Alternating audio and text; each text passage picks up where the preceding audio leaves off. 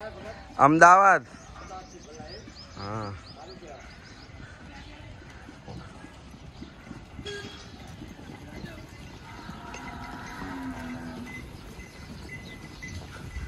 ઓહો મારા વાલા મિત્રો નમ્ર વિનંતી, વિરામગામ પાંજરાપોળ 6000 ગાયો છે કે જે ખાઈ નહીં શકતી, લંગડી છે, લૂલી છે, આંખો નહીં, એવી ગાયોને અમે ઘાસ નાખવા આવ્યા હતા। અહીંની ગાયોની હાલત જોઈને એવું થયું કે ભાઈ અહીંયા જ ન ખાય। મારા વાલા મિત્રો નમ્ર વિનંતી, ગાયોને અહીંયા આવીને વિરામગામ પાંજરાપોળે ઘાસ નાખો। જય ગૌ મૈયા।